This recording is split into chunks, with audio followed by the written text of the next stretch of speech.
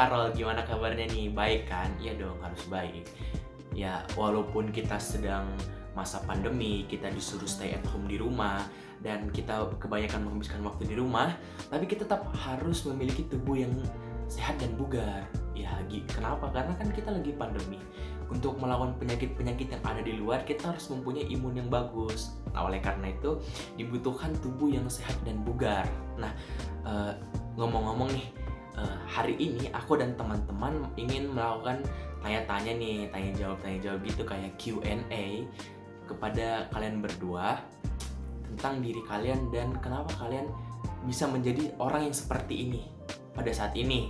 Nah, tapi sebelum itu kita perkenalkan diri dulu ya. Oke, nama aku David Ray, aku dari kelas 11 MIPA, dan pepatah pernah mengatakan tak kenal maka tak sayang. Jadi kita perkenalkan diri dulu.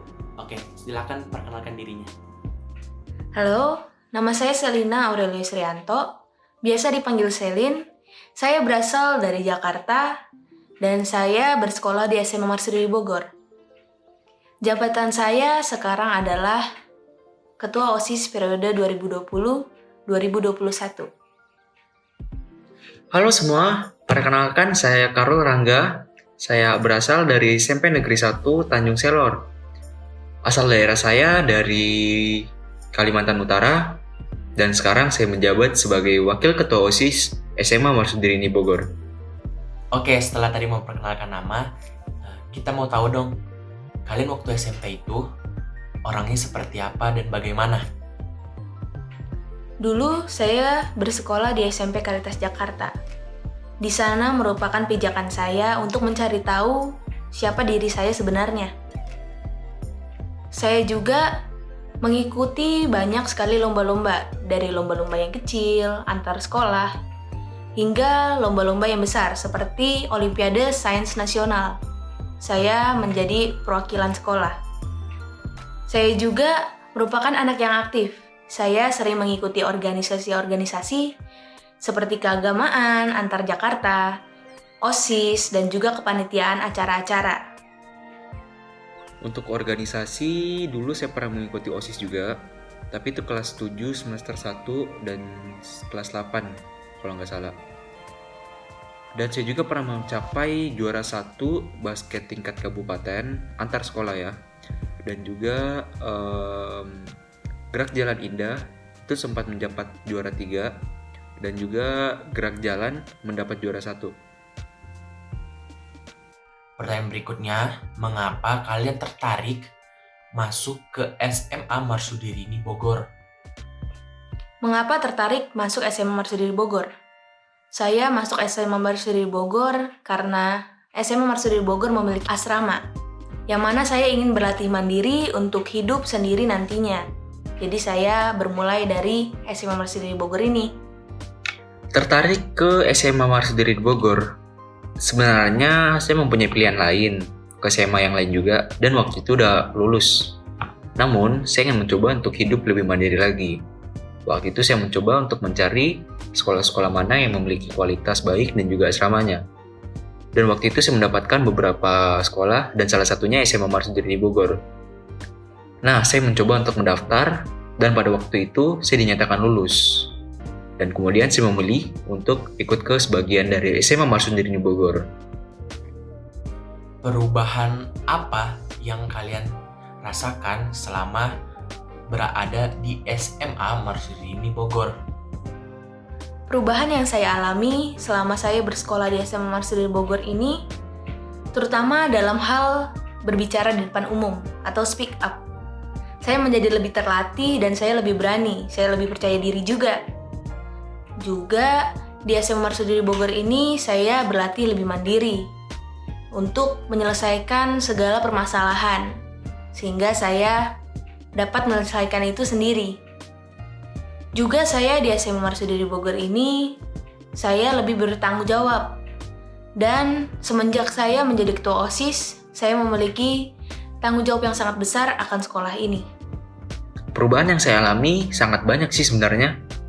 Perubahan pertama itu dari mental dan juga cara saya berpikir. Perubahan pertama itu perubahan dari mental. dikarenakan saya kan di SMP itu tinggal masih bersama dengan keluarga.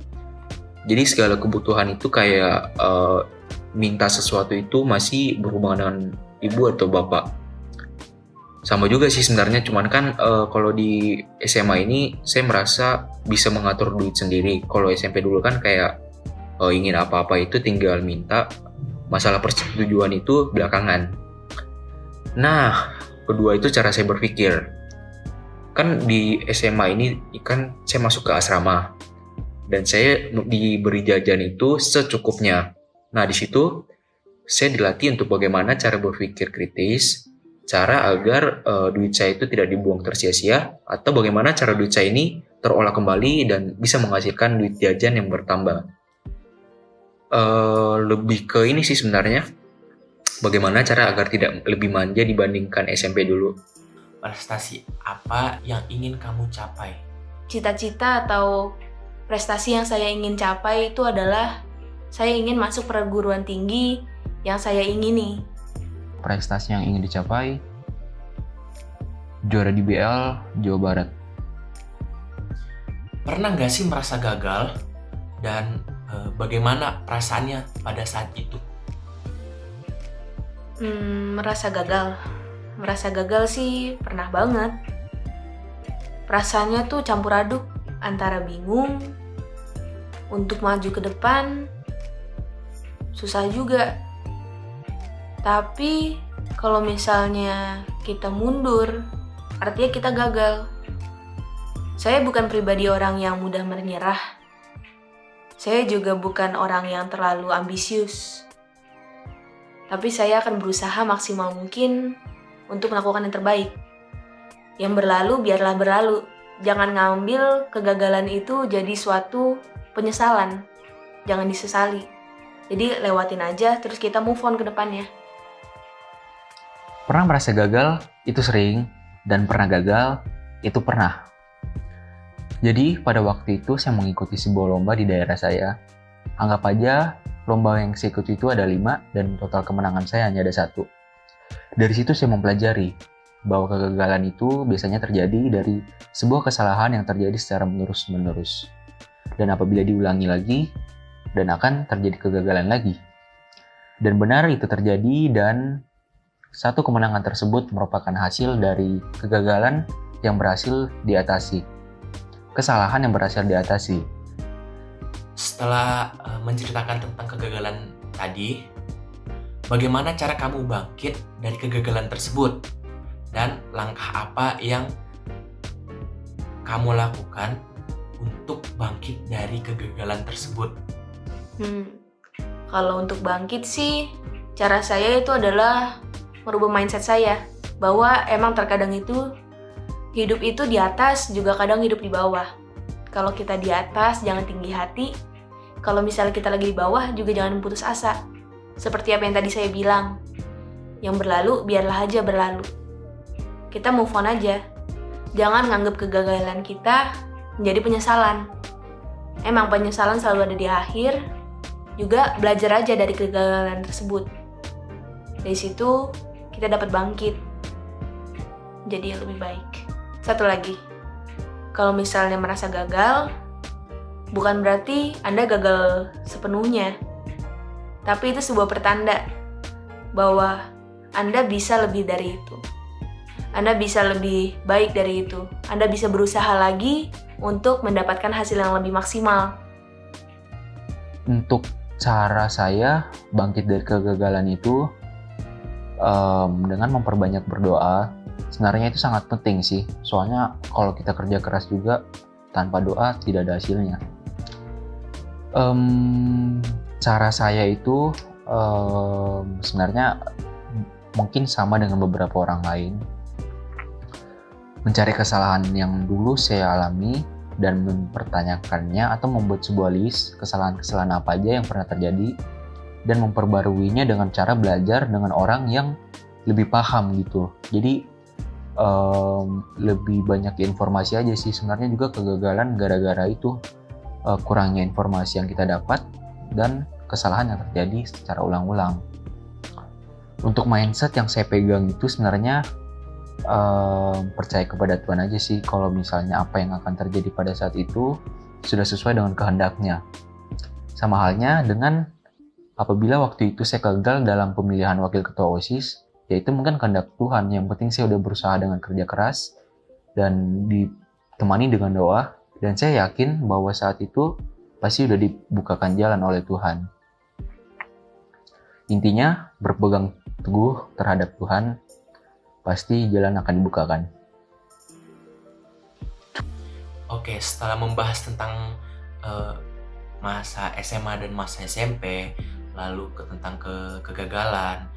Nah, apa sih yang buat kalian itu tertarik menjadi seorang pemimpin, atau hal apa yang mendorong kamu menjadi seorang pemimpin? Hal yang mendorong saya menjadi pemimpin seperti ini adalah saya ingin membuktikan bahwa saya bisa lebih dari ini. Dan saya juga ingin membawa Marsudiri ini ke arah yang lebih baik. Saya mendapat support banyak sekali dari teman-teman saya, dari keluarga saya, dari orang-orang terdekat saya yang selalu mendukung saya mulai dari nol hingga sekarang. Sehingga saya ingin membuktikan kepada mereka bahwa saya bisa tampil maksimal. Hal yang mendorong sebagai seorang pemimpin. Ada beberapa hal. Hal yang pertama itu ingin membantu nama Marsudirini lebih dikenal atau menaikkan nama Marsudirini. Belum lagi kan Marsudirini kan masih baru ya. Kalau nggak salah itu 2006 tahun angkatan pertama ya, kalau nggak salah. Nah, hal kedua itu adanya latar belakang keluarga dari kedua orang tua, baik itu politik maupun berorganisasi ya. Jadi darah dagingnya itu mungkin masih bisa dirasakan lah. Dan terakhir itu adanya rasa ingin berkembang dan juga ingin maju bersama-sama dalam organisasi OSIS. Periode sebelumnya kan terhambat ya gara-gara COVID-19 ini. Nah, periode saya juga kebetulan dimulai dengan pandemi ini. Nah, beberapa dari anggota OSIS ini kan sudah mengikuti periode sebelumnya. Jadi dari situ kita bisa belajar kesalahan-kesalahan apa atau mungkin kekurangan yang belum dapat diatasi selama pandemi ini. Dan kita mencoba untuk mempelajarinya dan mencoba mencari program-program baru yang bisa bermanfaat dan juga mengembangkan Marsudirini. Seperti itu. Dalam menjadi seorang pemimpin, pasti ada hal-hal yang dicemaskan, baik itu sebelum pemilihan, sebelum melakukan debat. Nah, bagaimana cara kamu mengatasi kecemasan tersebut? Cemas kayak takut gitu ya, takut kalah gitu, ngerasa kalah. Iya, pastinya ada banget rasa cemas itu dalam diri saya. Apalagi saya itu bukan anak yang berprestasi banget, atau saya itu anak yang menonjol di angkatan atau di sekolah, juga enggak. Saya anak yang biasa-biasa aja. Saya juga ngerasa kalau misalnya kandidat lainnya memiliki lebih banyak privilege dibanding saya. Saya udah sangat minder pada saat itu. Saya cemas, saya takut kalah. Saya udah berpikir sampai overthinking kalau pasti bukan saya. Saya juga bukan siapa-siapa, dan saya juga berpikir apakah saya pantas ada di posisi tersebut. Tapi dengan keminderan itu, dengan saya overthinking, dengan semua pikiran-pikiran negatif tersebut, saya ingin membuktikan kepada orang-orang bahwa saya itu bisa. Sehingga saya giat banget. Dari tahap pertama hingga pada pemilihan kemarin. Saya tampil maksimal, saya berusaha maksimal agar saya dapat memberikan yang terbaik kepada orang-orang di sekitar saya. Cemas, kayak takut kalah gitu bukan? Ya, takut kalah ya. Oh iya. Jadi cemas itu saya rasa semua calon merasakan juga kecemasannya. Belum lagi kan 3 hari ya setelah pengajuan nama itu sudah pemilihan. Jadi kayak 3 hari itu kayak terasa berat karena kayak takut kalah, cemas akan kalau misalnya mengecewakan gitulah. mengecewakan teman-teman yang sudah mensupport dari awal. Dan memang pada waktu itu saat debat pun saya merasa bahwa kualitas yang saya rasakan lumayan jauh dibanding calon-calon lainnya. Karena belum lagi mereka juga kan lebih berpengalaman ya. Mereka juga bekerja pada periode sebelumnya, sementara saya ini kan pendatang baru, jadi istilahnya belum mempelajari lingkungan tersebut, lingkungan OSIS ini, lingkungan OSIS Marsudiri ini. Jadi untuk pengalaman-pengalamannya terbilang kurang dibanding mereka. Dan juga takut kalah itu tentunya sangat takut, soalnya saya ini belum terlihat kerjanya atau mungkin hasilnya di organisasi ini karena tergolong baru. Dan ya seperti itulah, Tuhan berkehendak dan saya terpilih menjadi wakil ketua OSIS, dan ketua OSISnya itu Celin. Dan seperti itulah, kalau misalnya takut cemas itu biasa, dan kalau misalnya dilawan dan dibantu dengan doa, pasti semua bisa teratasi. Yang penting itu tulus dan bekerja sepenuh hati. Oke, baik. Untuk yang terakhir, apakah ada pesan atau kata motivasi yang dapat Anda berikan untuk teman-teman kita yang di luar, yang masih merasa insecure terhadap dirinya, yang masih takut untuk melakukan sebuah langkah yang besar, atau yang masih ogah-ogahan dalam melakukan sesuatu, agar mereka bisa menjadi terdorong dan bisa menjadi orang yang seperti Anda sekarang? Bagi kalian, para pejuang di luar sana, teruslah berjuang, jangan putus asa, jangan menyerah. Semua masalah pasti ada jalan keluarnya. Yang penting kalian niat, kalian mau berusaha semaksimal mungkin, pasti kalian bisa. Buktikan ke mereka dengan usahamu, teruslah berjuang sampai nanti kalian dapat apa yang kalian inginkan. Live it up! Satu kalimat motivasi. Oh ya, Tuhan itu adil, Tuhan itu tahu mana yang benar dan juga mana yang salah. Jadi lakukanlah apa yang kalian inginkan selagi itu benar dan juga tidak bertentangan dengan agama. Lakukanlah, teruslah berkreativitas dan teruslah bekerja keras. Selagi dibantu dengan doa, Tuhan pasti akan membukakan jalan.